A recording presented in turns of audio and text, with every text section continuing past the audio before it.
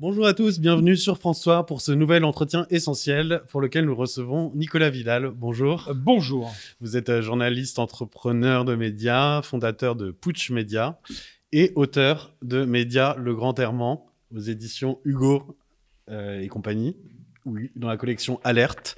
Ce livre est sous-titré « Comment lire la carte routière de la pensée unique ». Qu'est-ce qui vous a poussé à écrire ce livre ? Les boussoles étaient cassées ? Il y a plus que les boussoles qui étaient cassées aujourd'hui dans ce pays. Oui, effectivement, j'ai écrit ce livre-là, c'est le prolongement de mon média, indépendant, Putsch.media, où j'essaie de refaire le débat, le pluralisme des voix, d'inviter des voix très discordantes, pour essayer d'informer un maximum les citoyens, les Français qui ont droit à l'information, car je rappelle toujours que l'information est un bien public. Pour ceux qui l'auraient oublié, celles et ceux qui l'auraient oublié, c'est un bien public.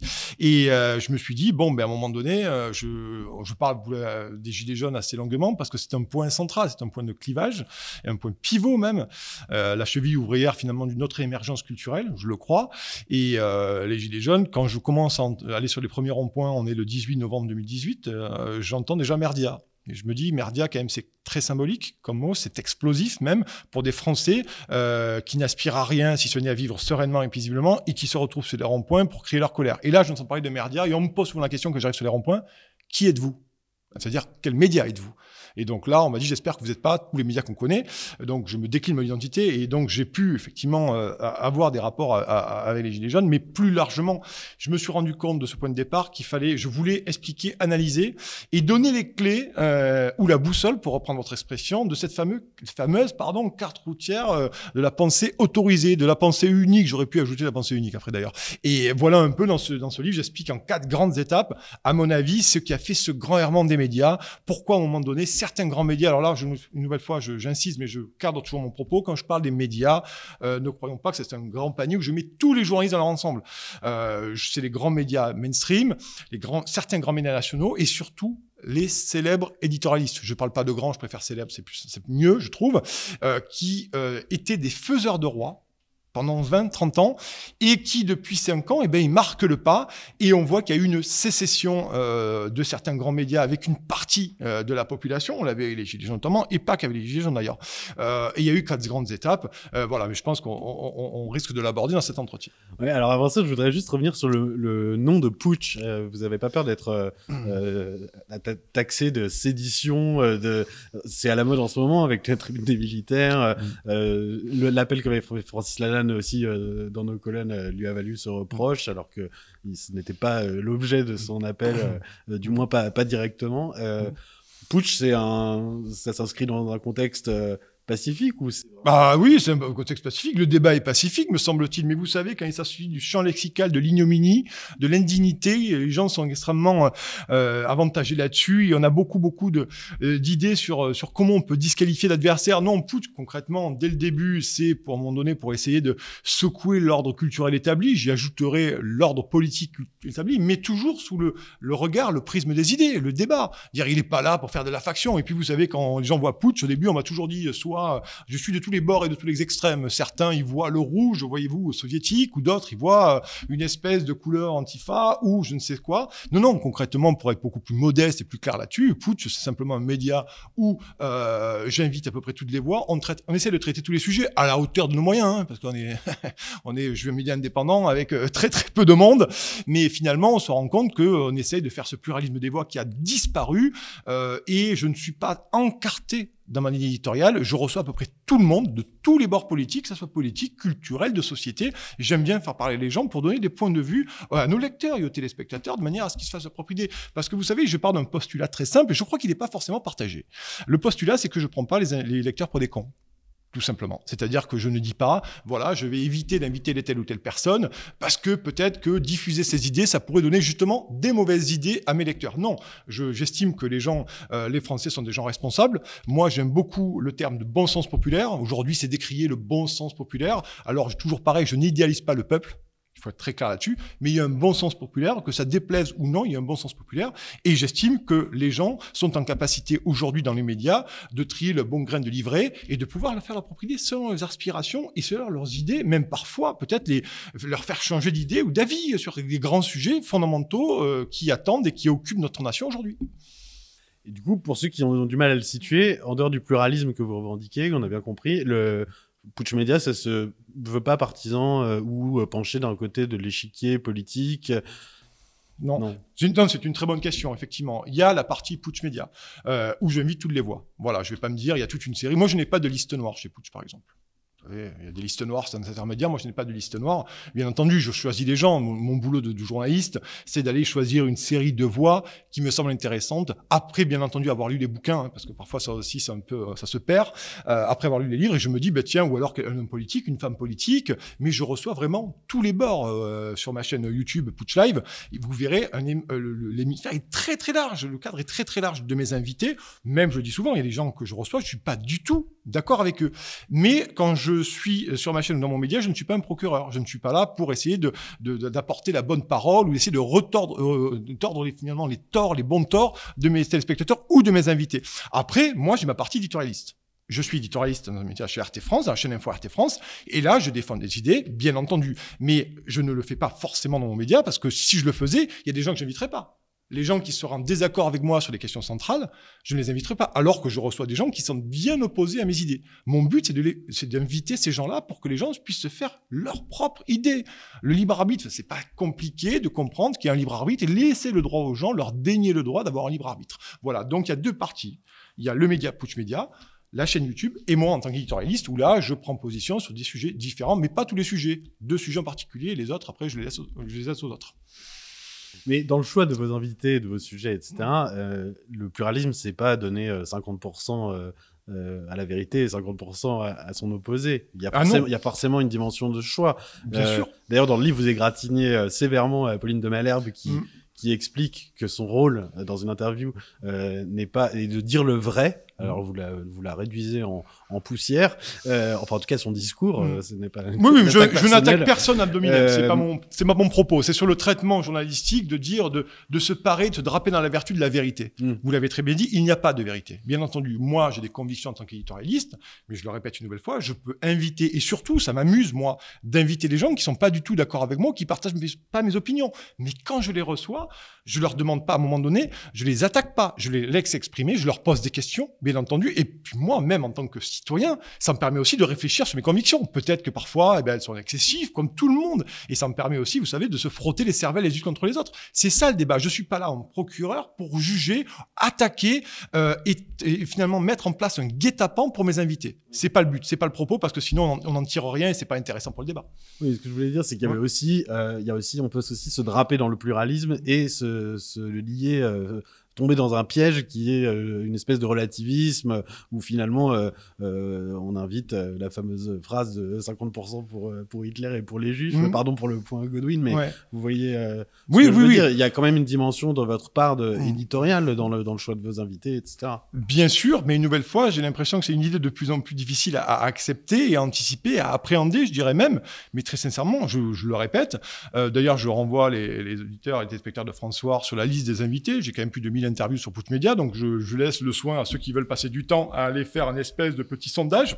Sur votre chaîne YouTube. Bien sûr, chaîne YouTube aussi, allez-y, vous allez voir. Vous allez être surpris d'ailleurs pour la bonne expression. Et pour l'exemple, quand je reçois de la REM, je suis taxé de tous les noms. Quand je reçois du côté souverainiste, je suis taxé de tous les noms. Quand je reçois un journaliste ou un intellectuel plutôt mainstream, je suis taxé de tous les noms. Donc vous voyez que même en recevant, même en essayant d'équilibrer énormément mon pluralisme et les voix que je peux amener, je suis même pas attaqué, mais on voit que les commentaires, oui, il a invité lui, il a invité elle, il aurait pas dû, parce que si, parce que mi. Je m'en moque en fait. Le but, c'est que j'assume mes choix et j'essaie, mais c'est pas facile, hein, je suis d'accord avec vous, c'est pas facile à un moment donné d'avoir un pluralisme équilibré. Mais j'essaie de le faire au mieux. Et puis une nouvelle fois, j'ai pas une rédaction avec machin. Putsch Média est un média tout à fait indépendant, c'est le TTTPE des médias. Donc on a les moyens du bord. Je crois que la journée fait toujours 24 heures. J'aimerais qu'elle en fasse 48 pour inviter beaucoup plus de monde, de pas pouvoir dormir et ne pas manger pendant 4 jours. Mais la réalité, c'est que je suis limité par mon temps, mes capacités physiques, et c'est pas faute de me le dire sur mes vidéos.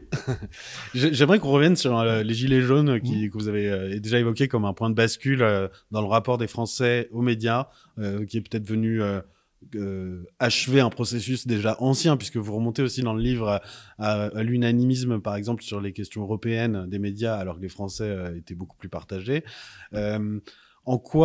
Qu'est-ce qui s'est joué à ce moment-là pour vous en 2018-2019 particulièrement vous avez parlé de l'apparition du mot merdia, mais ça c'est seulement le mot. Est-ce que c'était un symptôme De quoi? Alors, c'est une analyse que je fais en deux temps. C'est-à-dire qu'au début, il y a eu une invisibilisation de la France périphérique. Il y a une partie de la France a été, je le dis toujours, excommuniée des médias, parce que je trouve que ce terme est intéressant, c'est vraiment excommunié de la place médiatique. Voilà, on n'a pas voulu voir ces gens-là, parce qu'ils ne correspondaient pas à la dynamique néolibérale et progressiste que une partie de notre élite politique et une grande partie de notre élite médiatique, finalement, a mis en place. Et ne voyait ça que comme seul point d'horizon. Et donc, les gens se sont retrouvés effectivement invisibilisés. Plus de parole populaire dans les médias, et si elle était montée dans les médias, elle était pour être caricaturée, délégitimée. Vous citez Gaspard Ganzer qui parle des tests de QI à l'entrée des ronds-points avec un mépris incroyable. Face à Aïk Shahinian, qui était à l'époque une figure des Gilets jaunes, effectivement, on voit bien dans ces déclarations-là, c'est compliqué. Je cite aussi un éditorialiste sur une chaîne Info qui dit un jour que les Gilets jaunes sont des êtres méprisables. À un moment donné, comment voulez-vous accepter ça? C'est difficile. Là, on est pratiquement, on frôle et on frise avec le mépris de classe. Donc, il y a eu cette première notion d'invisibilisation, France périphérique. Très clairement, les perdants de la mondialisation, rappelez-vous ce qu'on a dit aux Français depuis 92, Maastricht et s'en est suivi. Finalement, vous verrez dans la mondialisation que nous voulons, dans l'effacement des frontières que nous voulons, dans le libre-échangisme que nous voulons, dans le sans-frontiérisme, vous verrez tout le monde y gagnera parce que le marché libre fera remonter l'économie et tout le monde, rappelez-vous ce beau mot, ce fantastique mot du ruissellement. Regardez, imaginez-vous ce que c'est le ruissellement. Aujourd'hui, on voit que le ruissellement, il s'est arrêté à moitié. Voilà. Donc, on s'est rendu compte que ces gens-là se sont rendus compte, qu'on les avait trahis dans la promesse néolibérale, on les avait trahis dans la promesse progressiste. La mondialisation les a mis de côté, ce sont les abandonnés, c'était les gens ordinaires, c'était les déplorables. Rappelez-vous la campagne américaine de Clinton, les déplorables, effectivement. Et finalement, après, très intéressant, les Gilets jaunes, donc émergence d'une hégémonie culturelle sur les réseaux sociaux essentiellement, peut-être qu'on en parlera. Et ensuite, il y a eu, ça c'est encore plus intéressant, et ça met l'accent sur les médias alternatifs, il y a eu une autonomisation des gens de la France périphérique, notamment sur les réseaux sociaux. Ça a commencé avec les ronds-points, la rue, le terrain, les ronds-points. Les gens ont refusé l'ICAïsation de la société.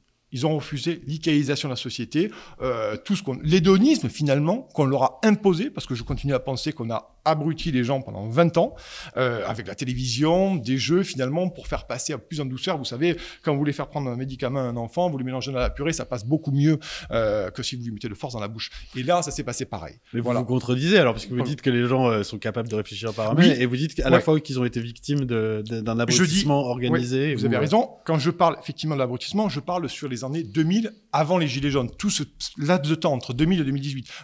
Et les Gilets jaunes, c'est la prise de conscience. Et la prise de conscience, elle vient d'une précarisation. Je pense que la démocratie ne s'accompagne aussi que d'une question sociale. Donc quand les gens ont été précarisés et qu'ils ont vu que la promesse économique qu'on leur a fait d'un avenir meilleur avec la mondialisation était fausse, ils ont commencé à ne plus avoir dans le frigo, réfléchir et surtout se dire mais à quel moment on a été dupé. Donc il y a une responsabilité aussi des Français. Il faut être clair là-dessus, il faut être équilibré. C'est-à-dire qu'à un moment donné, les gens se sont laissés aller. En disant on s'occupe de nous, on s'en fout. Mais à un moment donné, quand vous avez la question sociale, la question de la paupérisation qui tombe sur les classes moyennes, parce qu'on parle des classes moyennes, là. Le bloc élitaire, le bloc populaire de Jérôme Sainte-Marie, là, le bloc populaire est devenu beaucoup plus grand. Et dans les Gilets jaunes, c'est ça, c'est cette prise de conscience de souveraineté, une demande de souveraineté, de justice sociale, de justice fiscale. Et là, voilà, invisibilisation et autonomisation après de ça, via les réseaux sociaux, et on voit quel est le traitement infligé aux gens maintenant sur les réseaux sociaux, même si les réseaux sociaux amènent à des dérives, à des excès, et ça, je le concède bien humblement. Et vous parlez de la question sociale, vous parlez du bloc élitaire, du bloc populaire. Vous vous inscrivez au fond dans les analyses de Christophe Guilluy. Bien sûr, je lis beaucoup Christophe Guilluy là-dessus. Alors, avec la même sensibilité de gauche, mais un peu dissidente par rapport à la gauche officielle. Alors, c'est marrant parce que je me sens ni de gauche ni de droite, parce qu'il faudra me définir ce qu'est la gauche. C'est ce que disent les gens de droite en général. Ouais. Alors, très sincèrement, quand vous voyez l'état des Républicains, on n'est pas là pour parler des Républicains, mais concrètement, entre un Bruno Le Maire, un Bruno Retailleau, un Guillaume Larrivé ou un Emmanuel Macron, il faudra me donner les différences idéologiques sur les grands enjeux de notre société. Donc, c'est pour ça qu'aujourd'hui, vous dire, moi, je pense qu'il y a un bloc souverainiste, très clairement, enraciné. Et il y a un bloc progressiste néolibéral. Voilà, donc je crois que ça, c'est mon analyse aujourd'hui de la situation. Donc maintenant, vous dire de droite, de gauche, très sincèrement, je crois que ça va être très compliqué à vous répondre très précisément, parce que moi, mon découpage, il est comme ça. Mais voilà, effectivement, il y a cette invisibilisation, autonomisation, et donc là, on rentre en conflit. Parce que quand vous voyez le traitement, ce qu'il fait, c'est quand vous voyez le traitement qui a été traité par les Gilets jaunes, c'est que les Gilets jaunes, ce retour du peuple, finalement, d'une partie de la France périphérique, c'est l'affrontement, c'est le bloc contre bloc. C'est-à-dire que là, on est vraiment dans un affrontement. Donc, il y a eu une sécession des médias pendant 20 ans pour nous promettre la mondialisation, tout ce que j'ai dit déjà, la globalisation. Et puis après, il y a cette prise de conscience d'une partie de la population qui se dit, mais alors, on est en train de nous raconter des bêtises. Et donc là, maintenant, c'est un bloc contre bloc. C'est-à-dire que l'endogamie et les Gilets jaunes ont fait eux-mêmes, ou une partie de la France périphérique a fait lui-même, ou elle-même, pardon, sécession. C'est-à-dire qu'elle s'est reconstituée pour moi.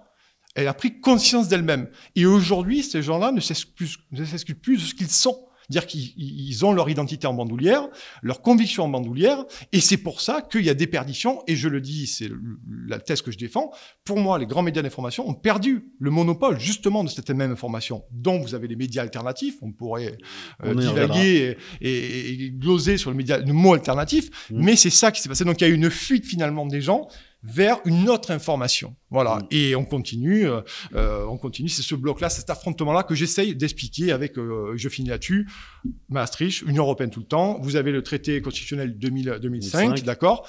La ratification de Lisbonne et une congrès de faire 2008, et les Gilets jaunes, réforme des retraites, ça, c'est les 4 grandes étapes où on voit que la sécession, finalement, la double sécession, se fait de plus en plus jour, où les gens ont compris finalement qu'il y avait quand même une idéologie, parce que c'est ça, la grande question, c'est à quel moment les médias sont devenus idéologues, et jusqu'où iront-ils pour défendre cette idéologie contre une majorité de Français. D'ailleurs, vous donnez un exemple récent dans le livre qui a été un peu passé inaperçu, vous insistez dessus, c'est l'histoire du traité d'Aix-la-Chapelle en 2019. Est-ce que vous pouvez raconter cet épisode éloquent d'un point de vue médiatique? Alors, c'était très intéressant parce que déjà, vous savez, pour un traité comme ça, très intéressant. Je ne vais pas rentrer dans les détails techniques parce que c'est compliqué. Le traité d'Aix-la-Chapelle, ça a été signé à Aix-la-Chapelle entre Emmanuel Macron et Angela Merkel, bien entendu, sous les yeux à l'époque de Juncker et de Donald Tusk. Donc, vous voyez, ils ont été adoubés finalement par la Troïka toute puissante, enfin une partie de la Troïka, parce que la Troïka c'est plus compliqué que ça. Et je pense que ce traité aurait mérité un débat médiatique. Je pense que ce traité aurait été débattu dans les médias. Vous savez, quand vous avez le texte du traité d'Aix-la-Chapelle, 3 ou 4 jours, je crois, avant sa signature à Aix-la-Chapelle, comment vous voulez faire un débat médiatique? Et personne ne s'était mis dans les médias de ce traité. Le traitement, il a été très intéressant. C'est-à-dire qu'effectivement, il y a eu des bêtises qui ont eu dit sur ce traité, notamment le rattachement de l'Alsace-Lorraine. C'était des bêtises, il faut être très clair. À un moment donné, il ne faut pas dire n'importe quoi. Mais il y avait 2 points essentiels, l'article 4 et l'article 7 notamment sur la mise à disposition de la force armée de la France et aussi, vous savez, ce fameux siège de Conseil de sécurité de l'ONU. Voilà. Et là, on a dit, oui, la France ne va pas donner son siège à l'Allemagne. Bien sûr, c'est vrai, c'était des fake news. Mais par contre, je ne vais pas rentrer dans les détails mais grosso modo, c'est qu'avec la souveraineté européenne d'Emmanuel Macron, on sent bien qu'à un moment donné, un jour, probablement, peut-être, ce siège de sécurité au Conseil de l'ONU deviendra européen. Oui. Voilà, c'est ça en fait qui n'a pas été dit. Et donc, certains grands médias ont glosé pendant 3-4 jours en disant « Regardez ce qu'on a trouvé sur Twitter ». Donc, ils affichaient des posts Facebook, effectivement, qui étaient totalement à côté de la plaque. Et ils ont mis tous les gens qui essaient au moins de contester ce traité, au moins de l'expliquer, de l'analyser autrement, ils les ont mis dans un temps complotiste. Alors, on était des complotistes, vous vous rendez compte de n'importe quoi. Le problème, c'est qu'il fallait lire le traité. Parce qu'il y en a, il faut qu'ils lisent le traité. Quand on parle d'Union européenne, il faut lire les traités, il faut lire les textes. Mais sachez que c'est pas évident, hein. C'est un peu pénible. Ouais. Et le traité prévoyait effectivement un début d'intégration diplomatique et militaire France-Allemagne. Exactement. Avec une mutualisation des moyens. C'est d'ailleurs ce qui s'est passé au fur et à mesure. Et vous le saviez mieux que moi, quand des diplomates écrivent des traités, je veux dire, c'est jamais pour rien. À un moment donné, il y a une langue diplomatique, une espèce de goubi-goulba, mais finalement, il y a des intérêts en jeu. Et quand vous commencez à ouvrir la porte, mettez le pied dans la porte, après, c'est difficile de la refermer. Et qu'est-ce qu'on n'a pas entendu sur ce traité? Mais qu'est-ce qu'on n'a pas entendu sur ce traité? Ils sont allés chercher, certains médias sont allés chercher des tweets, mais totalement cavaliers, qui n'avaient ni queue ni tête, bien sûr, mais c'est vrai. Mais donc, on avait tous été, ceux qui étaient contre le traité, c'était des souverainistes patriotes nationalistes, que Clément Beaune d'ailleurs appelle le souverainiste patriotisme nationaliste. Non, je crois qu'on ne peut plus débattre là-dessus, en fait. La vérité, c'est qu'on ne peut plus débattre et que le fait que l'Élysée ait mis 3-4 jours avant ce texte en ligne, c'est absolument pas normal. C'est absolument pas normal parce qu'il y aurait dû avoir un débat là-dessus. Enfin, Emmanuel Macron, même s'il a été élu, à un moment donné, sur des traités tels que ça, il faut demander l'avis des Français. Mmh. On peut pas se permettre, on ne donne pas mandat pour signer n'importe quoi avec n'importe qui. Alors n'importe qui, je vais me faire casser, mais pas n'importe qui. Mais sur des trucs comme ça engage la France, ça engage la nation, ça va engager des années. Et à un moment donné, les Français aussi, on leur doit, à un moment donné, de leur poser la question, de leur donner les clés, et chacun choisira ce qu'il a envie de choisir. Mais il faut, à un moment donné, et ça, c'est le débat démocratique qui doit être mis dans le débat médiatique. Il se passe d'ailleurs la même chose avec des traités qui passent un peu en catimini, comme le CETA ou d'autres. Oui, le CETA, effectivement, pareil, il n'y a pas eu du tout de débat. Je suis allé faire, quand ça a été ratifié, le volet arbitrage du CETA, je suis allé devant l'Assemblée nationale, on était 60 agriculteurs et 3 médias indépendants. Voilà. D'ailleurs, j'ai pas vu les écolos. Bah oui, j'étais très étonné de pas voir les écologistes. En fait, on signe un traité de libre-échange extrêmement écocide, je vais prendre un terme écocide, qui vient de rentrer dans le débat public. Ouais. Et là, j'ai pas vu beaucoup d'écolos ce jour-là, quand c'est signé. J'étais très étonné parce que je pensais qu'il y aurait une grosse mobilisation, justement, pour dénoncer les effets dévastateurs sur notre environnement. Et non, vous voyez, comme parfois on a des luttes à géométrie variable. Pour vous, l'écologie politique en France, c'est une arnaque ? Non, c'est pas une arnaque, ça dépend ce qu'on en fait. Qui sont les vrais écolos, pas les vrais écolos? Mais si on veut parler d'écologie, il faut commencer à parler des traités de libre-échange, parce que moi, je veux bien qu'on aille manifester, c'est très bien. Mais à un moment donné aussi, il va falloir parler des traités de libre-échange, parce que ça, en termes d'écocide, je pense que c'est pas mal, quoi. Je pense qu'en termes de, je pense là. À propos de cet exemple du traité d'Aix-la-Chapelle, là, il y a eu, comme vous l'avez mentionné, une chasse aux fake news avec toujours la même tactique de prendre un échantillon peu ou pas représentatif, en tout cas très caricatural, pour discréditer, si l'on peut dire, l'ensemble des critiques plus raisonnables, nuancées, qui n'allaient pas dans le sens d'une certaine doxa. On l'a vu aussi récemment de façon exponentielle ces derniers mois sur les sujets sanitaires. Est-ce que vous pouvez nous dire un mot sur ce raidissement que vous évoquez dans le livre du système qui a vu une inflation de fact-checkers, décodeurs et autres gardiens de la pensée unique. Vous le notez dans le livre, chaque grand média ou presque a lancé son service pour décrédibiliser une autre information venue de toutes parts et surtout du web. La naissance et l'autoproclamation de ces corps constitués de la vérité officielle ne s'en laisseraient pas compter. Ils ont pour eux la vérité et le bon goût du progressisme pour lutter contre ce dangereux retour du peuple. Bien sûr, parce qu'à partir du moment, c'est toujours la même tactique, on délégitime la parole de l'adversaire. En fait, on délégitime parce qu'on n'a pas d'argument. La délégitimation, c'est l'arme finalement de ceux qui n'ont plus rien à penser. Ceux qui ne pensent plus, finalement, parce qu'ils sont dans l'idéologie. Donc maintenant, la seule arme qu'on a, c'est la délégitimation, c'est-à-dire l'individu en face de moi n'a pas du tout les mêmes idées, moi je suis dans le camp du bien, lui dans le camp du mal, donc c'est forcément un populiste, un complotiste. Et c'est très grave ça. C'est très grave parce que finalement, dans ce pays, nous avons tué depuis 20 ans et certains grands médias et certains éditorialistes ont tué l'art de la grande conversation, ont tué l'art de la démocratie, ont tué l'art du débat contradictoire. C'est terrible. Et je vais aller plus loin. Aujourd'hui, se poser des questions, ça vous amène devant un tribunal médiatique. Je dis bien médiatique. D'accord Quand ce n'est pas judiciaire, oui, carrément. Bien sûr, le tribunal médiatique, maintenant se poser des questions. Donc il y avait la bien-pensance, puis il y a eu la police de la pensée. Maintenant, se poser des questions, ça fait de vous un complotiste sur beaucoup de sujets. Pas que sur la crise sanitaire, vraiment très sincèrement. Mais j'avais cru que le fondement de l'enseignement, l'éducation pour les enfants, c'était se poser des questions pour comprendre et mieux appréhender les sujets, me semble-t-il. Quand on est enfant, quand on est à l'école, on essaie de se poser des questions pour mieux comprendre, mieux appréhender les sujets et finalement en faire sien. Et là, aujourd'hui, même se poser des questions, c'est immédiatement du complotisme. Et ça, c'est très compliqué. Parce que ça veut dire qu'ils se radicalisent, vous l'avez dit, ils se raidissent. Moi, j'appelle ça le fort à l'amour de certains médias parisiens. Ils sont fort à l'amour. Ils sont en état de siège. Finalement, on va finir par le croire concrètement parce qu'il y a une fracture énorme. Pour moi, je vous le dis, c'est camp contre camp, c'est bloc contre bloc. Et ce livre-là, alors Nicolas Vidal, il fait une charge explosive contre les médias. Non, je tire juste la sonnette d'alarme en fait. Je tire juste la sonnette d'alarme. Voilà, j'essaie de réfléchir à ça. Je suis prêt à débattre sur ce sujet-là, bien entendu. Mais je crois qu'il faut le prendre en compte parce qu'aujourd'hui, il y a une profondeur abyssale entre une espèce d'écosystème médiatique, finalement, extrêmement parisien, soyons clairs, parce qu'une nouvelle forme, la PQR, la presse régionale et les JRI, les journalistes pigistes, les freelances, c'est bien autre chose. Voilà, il faut bien faire le lien. Il y a les grands éditorialistes pour moi et quelques directions de chaîne, voilà. Mais concrètement, aujourd'hui, on est en train de rentrer dans une ornière et je vois pas très bien comment on va s'en sortir. Ces derniers mois, la crise sanitaire a quand même écrasé et monopolisé toute l'actualité médiatique pour beaucoup, au point peut-être aussi de faire d'être instrumentalisé afin de garder sous cloche toutes les révoltes sociales. Vous pensez que ça a été utilisé à ces fins-là aussi? Alors, moi, je ne vais pas dire que ça a été l'état utilisé, d'urgence infini. On peut remarquer objectivement qu'effectivement, il y a beaucoup de manifestations qui ont été tuées dans l'œuf. La révolte sociale a été tuée dans l'œuf, bien entendu, sous couvert de crise sanitaire, de confinement, de couvre-feu, d'attestation. Et on remarquera aussi que beaucoup de lois ont été passées pendant ce confinement. Et le Parlement est devenu, je le dis, on est passé outre le Parlement, complètement. Le Parlement. C'était déjà un peu le cas. C'était déjà le cas, mais alors là, on est dans l'art absolu du paillasson là. À un moment donné, il faut quand même se rendre compte que on a une opposition extrêmement molle, un parlement, on est sous loi d'état d'urgence sanitaire, et on passe. Regardez, je vais vous donner un exemple, hein, la réforme de l'assurance chômage. Pourquoi maintenant? Pourquoi pas attendre la sortie de crise? Alors, je vais pas faire mon trotskiste, que je ne suis pas.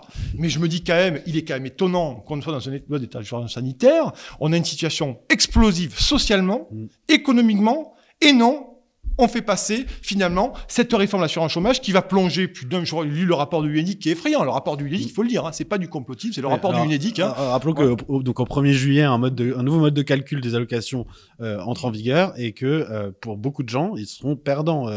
En tout cas, sur le montant à la fin du mois.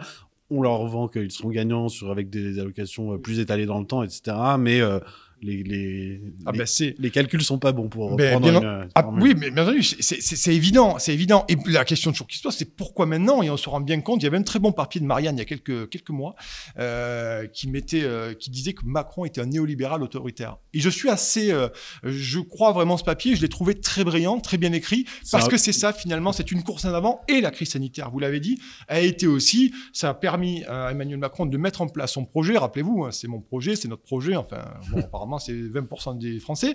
Mais on se rend compte que finalement, il y a une utilisation de cet état d'urgence sanitaire pour faire passer la réforme. Et on n'arrive toujours pas, comme la réforme des retraites, on n'arrive toujours pas à nous expliquer qu'est-ce qu'elle a de bon. Alors ça, c'est formidable, parce on tournicote, on se contorsionne, on se déhanche, mais finalement, on nous répond que c'est une réforme universelle et juste. D'ailleurs, au passage, traitement médiatique, parlons-en du traitement médiatique, regardez la réforme des retraites, on nous a traité de tous les noms quand on a dit, on n'était pas beaucoup, on a 2 ans, nous dire que la réforme des retraites était conditionnée, était imposée par l'Union européenne, par Bruxelles. Comme de par hasard, les bonnets de la crèche se réveillent aujourd'hui et nous disent, ah oui, effectivement, Bruxelles, dans le plan de relance, nous impose la contrepartie de la réforme structurelle, de la réforme des retraites. Quand on a dit ça il y a 2 ans, mais on est passé pour les pires souverainistes, je ne sais quoi, on a été traité de tous les noms, et maintenant, aujourd'hui, on a ah oui, effectivement, ah oui, mais si on regarde, oui, en fait, il faut lire les textes, chers amis. Il faut lire les textes. Je vous renvoie, on va pas aller sur ce sujet, mais je vous renvoie à ce qui a été fait en Grèce en 2015. Et c'est ce qui nous guette? Il faut lire le bouquin de Varoufakis, l'ancien ministre des Finances en 2015, qui dit à toute une partie de la Troïka, et qui dit ça à un de ses collaborateurs et amis, qui dit, et même certains de l'Union européenne, la Troïka, disent à Varoufakis, aujourd'hui c'est la Grèce, demain ça sera la France. C'est pas moi qui le dis, c'est Varoufakis, Yanis Varoufakis, l'ancien ministre grec des Finances en 2015, pendant le mémorandum. Donc on voit bien qu'à un moment donné, la crise sanitaire, on se rend compte que la crise sanitaire, il y a l'Union européenne qui a été défaillante à tout point de vue, c'est une catastrophe absolue, le naufrage absolu, d'ailleurs qui a tué en brèche toutes les grandes idées qu'on nous faisait sur la mondialisation, l'Union européenne, on sera plus fort à tous que tout seul. Enfin, quand il a fallu acheter des masques, on s'est tous tapé sur la tête pour aller en chercher, et puis tout le monde a fait un peu comme il a eu envie, hein. Il y a que la France qui a laissé ouvrir ses frontières par idéologie. Et voilà, donc on en est là, et c'est vrai que le traitement médiatique, il est quand même très surprenant, très très surprenant sur ces grandes réformes, parce que c'est des réformes qui vont engager les Français, alors qu'ils n'ont rien demandé. On ne les consulte plus. Date du dernier référendum, ça remonte un peu, la date du dernier référendum. Donc on ne les consulte plus, on leur impose une politique. C'est 2005, il me semble. Voilà, c'est ça. 2005, vous avez entièrement raison, bonne réponse, c'est 2005. Et finalement, aujourd'hui, on leur impose quelque chose, et dès qu'ils ont l'outrecuidance de se poser une question, de dire je suis peut-être pas d'accord avec ça, mais alors là, c'est la pire, la délégitimation. C'est l'arme ultime, la délégitimation. Je le dis, la délégitimation, c'est l'arme ultime de ceux qui n'ont plus rien à penser. Parce qu'ils ont une idéologie, ils chevauchent une idéologie bardée comme ça d'une espèce de vertu. Et tous ce qui ne sont pas sur le cheval de la vertu, sont des affreux gueux dans les tribus populaires qui peuplent effectivement ce beau territoire qu'est la France. Mais est-ce que vous cédez pas à cette tentation en parlant de néolibéralisme autoritaire? Parce que c'est... Bon, pour vous, j'imagine, dans votre bouche, c'est un pléonasme presque. Le néolibéralisme est par nature tenté par une forme d'autoritarisme. Est-ce que vous pouvez définir néolibéral peut-être pour... pour pas que ce soit juste une étiquette infamante. Oui, de toute façon, c'est le marché roi, clairement, c'est le marché roi. Et aujourd'hui, ce qui est intéressant dans ce néolibéralisme, je ne vais pas reciter Jeremy Goldsmith, qui est un formidable livre sur la réponse, notamment, mais finalement, ce qu'on se rend compte qu'aujourd'hui, ce néolibéralisme, c'est que même avec Emmanuel, et pas qu'avec Emmanuel Macron, il faut lui faire crédit de ça, très sincèrement, il faut toujours équilibrer, j'essaie de l'être le maximum, c'est comme on a mis l'État au service de ce néolibéralisme. Quand vous faites des réformes structurelles dans ce pays, dictées par l'Union européenne, d'ailleurs, vous noterez que le nouveau plan national de réforme et de résilience, donc on a ajouté, c'est le plan national de réforme de résilience, on a ajouté de résilience, donc ça vous laisse un peu imaginer ce que va être la suite de la résilience. Et bien finalement, on se rend compte que l'État a été mis au service de la mise en forme des réformes structurelles de l'Union européenne, c'est-à-dire qu'on a perdu toute souveraineté et que l'État, finalement, via les gens qui ont été élus, légitimement, Emmanuel Macron, met au service d'État pour faire passer ces réformes, sans plus demander l'avis aux Français. Voilà. On a mis en place la réforme de l'assurance chômage. Par contre, on n'a pas oublié de commander 170 000 balles de LBD pour les prochains week-ends de mai à venir. Là, il y a de l'argent magique. Bien entendu. Regardez, c'est une source Libération, un article que je signe au Confat de Libération, 170 000 balles de LBD qui vont venir grossir les stocks. Par contre, il y a toute une série de choses qui nous manquent dans ce pays. L'hôpital public, on va pas reparler, on en parle sur tous les plateaux, mais quand même, on se dit quand même, il y a des priorités qui ne sont pas peut-être celles des Français aujourd'hui. Voilà. Alors, vous avez la dent dure contre les éditocrates, les grands éditorialistes, ceux qui parlent de tout sans être spécialistes de rien, etc. J'invite ceux qui liront votre livre à se régaler de quelques piques savoureuses. Il y a une nouvelle race, une nouvelle espèce en tout cas, qui est apparue depuis un peu plus d'un an sur les plateaux de télévision, ce sont les médecins. Et ils cristallisent au fond le même clivage entre ceux qui savent et ceux à qui il faut expliquer les choses. Et qui sont toujours plus éloignés. Donc il y a un malentendu qui se creuse de façon délétère là-dessus. Les premiers venant se lamenter que la confiance en la science soit érodée, et les seconds ne croyant absolument plus ceux qui savent, qui en fait ne savent pas tant que ça. Et sont incapables de reconnaître qu'ils n'ont pas... Vous avez raison, c'est une nouvelle pièce dans la machine de la défiance, une nouvelle pièce dans la machine de la méfiance. Il n'y a plus, je le dis, pratiquement plus de légitimité de la parole publique, plus de légitimité de la parole politique, plus de légitimité à la parole médiatique. Et maintenant, nous sommes arrivés à une délégitimation d'une certaine parole médicale. En même temps, elle est compréhensible. Il y a beaucoup de médecins, on voit quand même deux camps se dessinent depuis le début de la crise sanitaire sur les analyses des uns et des autres sur cette crise sanitaire. Même nous, en tant que journalistes, franchement, je défie quelqu'un journaliste d'avoir une vision claire aujourd'hui de la pandémie, de l'épidémie, des solutions, des effets. J'en sais rien. Mais très sincèrement, moi, depuis le début, j'essaye de creuser pour essayer de comprendre. J'écoute toutes les voix, qu'elles soient discordantes ou pas. J'écoute tout le monde. Mais aujourd'hui, on est avril 2021. La pandémie, l'épidémie est là depuis mars 2020. Et je n'arrive pas à avoir une vision claire. Donc, effectivement, les gens le disent, et on le voit, effectivement, quand on discute, et sur les réseaux, et surtout, c'est qu'il y en a qui disent noir, il y en a qui disent blanc, et on n'arrive pas à s'entendre. Et pourtant, il y a des mesures très fortes. Moi, j'appelle ça une camisole sanitaire qui est mise en place, très dure à respecter pour les gens. D'ailleurs, Emmanuel Macron, aujourd'hui, est obligé de réouvrir, parce qu'il sent bien que la pression sociale est terrible. Et ça, aujourd'hui, je pense que ça aura fait, c'est dommage, dommageable et dommage, mais ça aura fait beaucoup de mal à la parole médicale, qui est un peu épargnée avant cette crise sanitaire, et aujourd'hui, là, qui nous apparaît sur un jour qui va être compliqué pour eux. Mais une nouvelle fois, c'est dramatique. C'est-à-dire on assiste à l'effondrement dans ce pays de paroles qui étaient légitimes, de paroles qui étaient importantes, qui étaient des piliers de sur la santé, sur la souveraineté, sur le débat médiatique. Et on voit des effondrements. Mais tout ça n'est pas neuf, tout ça n'est pas nouveau. Je le lis dans mon bouquin, il y a une progression comme ça qui s'est effectuée au fil des années, et la crise sanitaire va finir de balayer tout ce qui se restait de paroles médiatiques, de paroles politiques. Et là, maintenant, elle s'attaque effectivement à la parole des médecins, la parole médicale. Mais ô combien c'est compréhensible, puisqu'on n'arrive pas à faire le tri dans tout ce qu'on entend. Et puis ceux qui parlent pas de la voix de la pensée autorisée sont carrément excommuniés. Donc ça pose des problèmes aussi. Il y a une réflexion à avoir là-dessus. Moi, j'ai la réflexion pas médicale, j'ai la réflexion médiatique. J'ai la réflexion politique. Je me dis, comment se fait-il que certains médecins qui faisaient droit, qui faisaient loi dans leur domaine, se soient retrouvés pratiquement en l'espace de 6 mois ostracisés, délégitimés. Gilets jaunisés, comme on l'a dit, un éditorialiste. Il y en a qui l'ont repris, ils aiment bien ce mot, ils les ont détesté, mais c'est vrai qu'ils aiment bien le reprendre à leur compte, à leur crédit.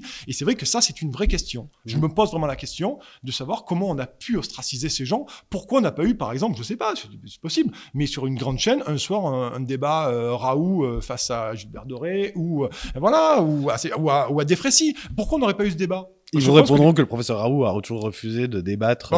Si c'est la réponse, tant mieux. Mais alors, bien, prenons un autre médecin. Mais il serait qu'il aurait été bien quand même un soir, dans une grande émission d'écoute, d'avoir un débat entre des médecins, choisis bien entendu en fonction de ceux qui veulent venir ou pas venir. Et ça, je suis pas dans les arcanes des papiers des producteurs. On essaiera d'en organiser un sur Mais François. je pense que ça serait quand même, ça sera bien à un moment donné de pouvoir débattre là-dessus. Et ça a toujours été interdit aux Français. Et ce droit à se poser des questions, très sincèrement, est de plus en plus bafoué. Ouais, alors justement, je fais le lien avec un chapitre de votre livre qui s'appelle La mission d'information du service public galvaudé.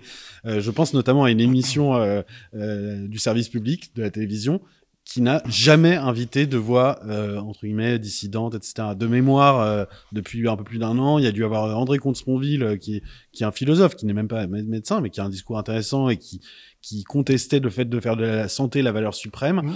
Mais sinon, ils ont jamais invité une autre voix que celle, en gros, défendant les mesures du gouvernement.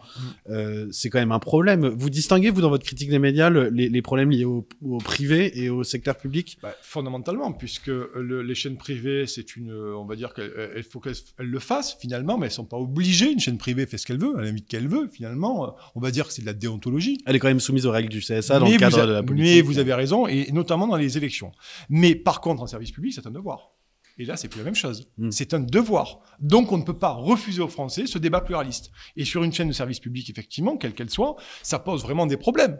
Ça pose vraiment des problèmes. Mais une nouvelle fois, je pense qu'il y a une idéologie qui est rampante, même plus que rampante, on la voit, elle éclate au grand jour. Et aujourd'hui, c'est compliqué d'avoir des voix d'électeurs dans le service public. Enfin, je veux dire, les Français payent le service public. On le dit à chaque fois. Et chaque fois qu'on le dit, on est taxé d'affreux populistes. Mais non, on n'est pas populiste.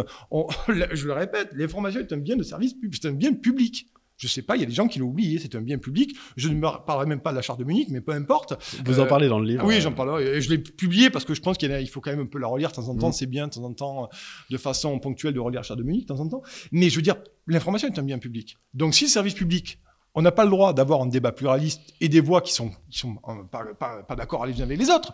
Mais à un moment donné, c'est pas quand même le bout du monde de pouvoir demander ça. Et les Français peuvent au moins le demander et peut-être même l'exiger. Mais bon, ça, c'est un autre problème. Mais aujourd'hui, c'est compliqué. Vous moquez d'ailleurs Sonia De Villers et son injonction à traquer la voix dissidente lors d'une chronique en septembre dernier dans laquelle elle se prononçait sur la droitisation des plateaux de chaînes d'infos en continu. Ce qui est au micro de France Inter un côté un peu paradoxal. Qui ne se marque pas par sa droitisation. C'est toujours la même technique, nouvelle fois, c'est la délégitimation permanente, c'est le discrédit porté à l'opposant, c'est le discrédit porté à celui qui ne pense pas comme vous, et finalement, on a toujours l'impression, pour ces gens-là, dans le camp du bien, voire dans le camp du très très très bien, de l'amical des entre amis, des espèces d'endogamie, et on ne supporte pas la parole discordante, donc on essaie de les délégitimer. Donc pour ceux qui nous ont vendu pendant 10 ans, 15 ans, l'ouverture d'esprit, l'ouverture des frontières, machin, finalement, ils se rendent compte qu'ils sont dans un petit fort à l'amour et qu'il y a toute une série de gens qui ne peuvent pas y pénétrer. Donc moi, je sais pas, mais à un moment donné, il faudra bien que il y ait un aggiornamento de ça, que les gens se posent des questions. Il faudra bien quand même qu'on sorte un peu de ces tours et qu'on s'affronte un peu à ce qui se passe parce que c'est déplorable. Mais cette situation, moi, elle m'inquiète, je vous le dis, sincèrement, elle m'inquiète parce que ce que je vois, parce que quand on n'est pas déconnecté, moi, je suis un Français moyen de la France périphérique et je l'assume et je suis content de ça, je vous le dis, quand on voit ce qui se passe dans la France, parce que Paris n'est pas que la France, on est d'accord. Je veux dire, à un moment donné, il faudra se poser des questions parce que jusqu'où on va, très sincèrement, une nouvelle fois, j'insiste, ce livre-là, je l'ai pas écrit comme une charge explosive, même s'il en a quelques aspects, mais surtout que je tire la sonnette d'alarme parce que je m'y inquiète très sincèrement. Dans ce pays, vous imaginez, on a tué la grande conversation. On a pris les gens pour les tubes digestifs en permanence. Et maintenant, on leur reproche à eux de venir poser des questions et essayer de se réinformer. Enfin, tout ça m'inquiète. Très sincèrement, tout ça m'inquiète. Voilà. Mais c'est pour ça que j'ai écrit le bouquin. Mais j'ai quand même un peu d'espoir, voyez-vous. J'écrivais un livre, j'ai un peu d'espoir. Alors, en parlant d'espoir, dans un peu moins d'1 an, il y a le premier tour de l'élection présidentielle, en 2022. Est-ce que, pour vous, les grands médias, qui sont, à vos yeux, déjà en train d'agoniser, seront toujours des faiseurs de rois? Est-ce que la solution est dans les médias alternatifs? Alors ça va être, on verra bien. Alors agoniser, je dirais pas agoniser concrètement. Je dirais qu'ils ils se sont radicalisés manifestement. Ils se sont radicalisés sur l'opinion, sur les thèmes élaborés, les thèmes évoqués. La présidentielle est une excellente idée, mais je veux dire par là, ça va être un moment important. Pourquoi? Parce qu'en 2022, on va avoir, à mon sens, une élection qui peut être historique, inédite. Au vu de l'élection d'Emmanuel Macron, qui ne représente plus la droite ni la gauche, parce qu'il représente la partie néolibérale, qui représente aussi d'une part, grosse part de la gauche, la deuxième gauche, souvenez-vous, et les partis des Républicains qui ont fait alliance, mariage idéologique avec la droite néolibérale, le souverainisme n'existe plus.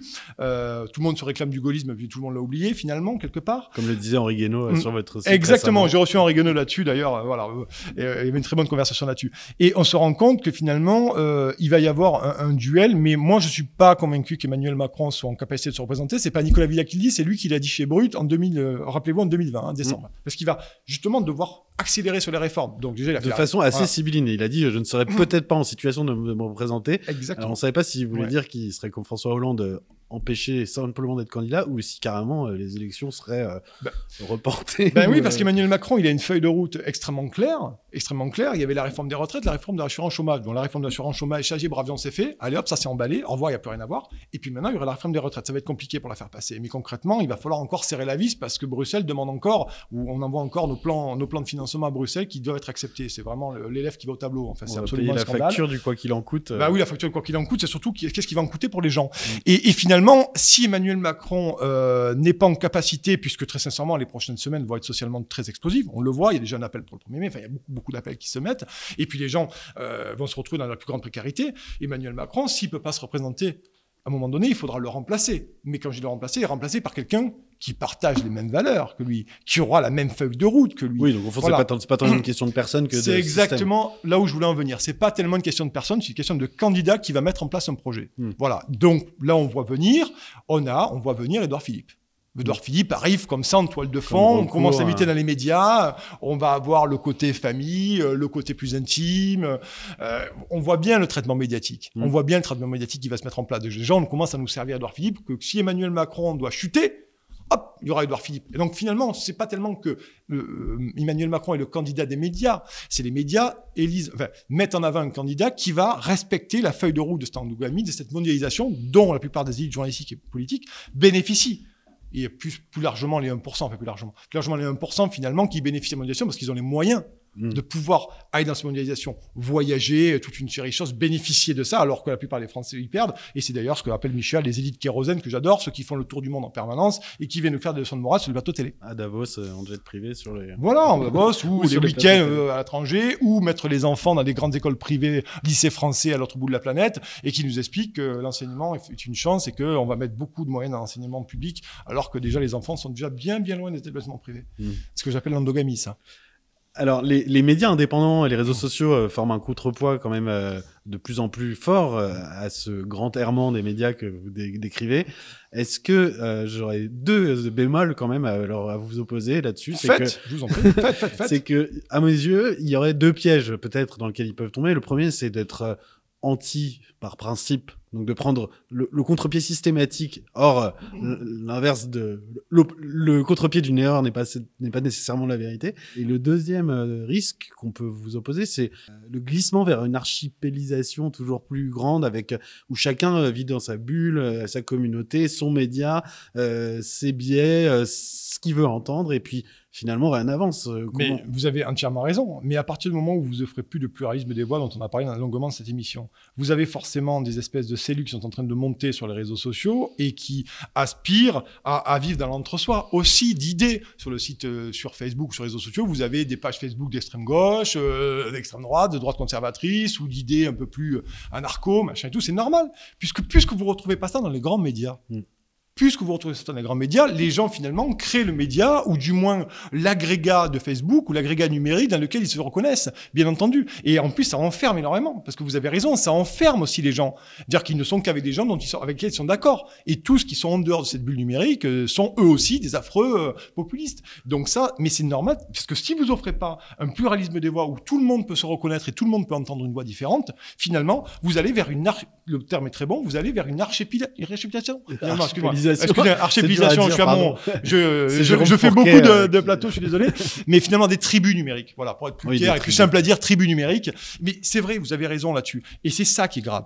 C'est vraiment ça qui est grave, parce qu'à un moment donné, c'est l'enjeu aussi de la radicalisation. Voilà. Et les gens se radicalisent. Et après, vous l'avez dit aussi, on est toujours anti. On est toujours contre, on est toujours si, on est toujours mis. Donc vous voyez, finalement, c'est un péril absolu, ça. C'est un péril absolu parce que, à plusieurs titres qu'on a évoqués longuement, c'est un péril absolu parce qu'on radicalise d'un côté et d'un autre. C'est pour ça que je reviens à mon idée de fond.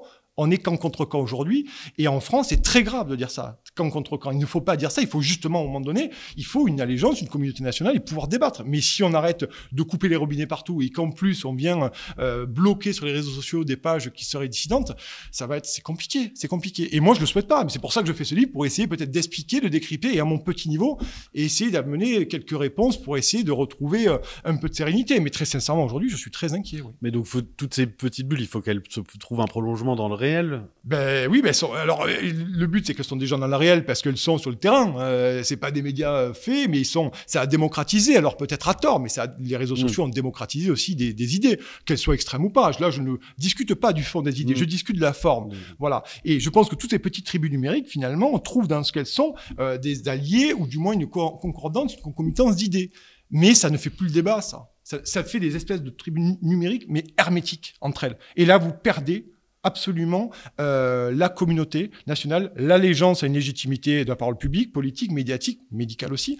Et c'est très dangereux. Et c'est très dangereux. Et si tout le monde s'enferme, et puis c'est compliqué. Et si en plus, derrière, vous allez sur les réseaux sociaux pour essayer de fermer et que vous déléguez votre souveraineté d'État à des entreprises privées pour aller traquer la mauvaise parole ou que vous jugez comme mauvaise parole, très sincèrement, la question, c'est jusqu'où on va où Jusqu'où va-t-on? Parce que c'est la question qui se pose aujourd'hui. On n'a pas l'impression qu'il y a un stop là. On n'a pas l'impression qu'il y a un stop. Donc voilà un peu mon analyse qui est pessimiste, mais j'espère qu'elle va être colorée comme la couverture de mon livre avec un peu de rose. Qui est rose.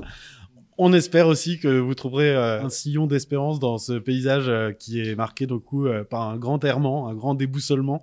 Le média, le grand errement, donc aux éditions Hugo et compagnie. Merci beaucoup Nicolas Vidal. Nos lecteurs pourront aussi vous retrouver sur Putsch Média et Putsch Live, votre chaîne YouTube. Merci à tous d'avoir suivi cet entretien sur France Soir, l'entretien essentiel, et à bientôt sur francesoir.fr. Au revoir.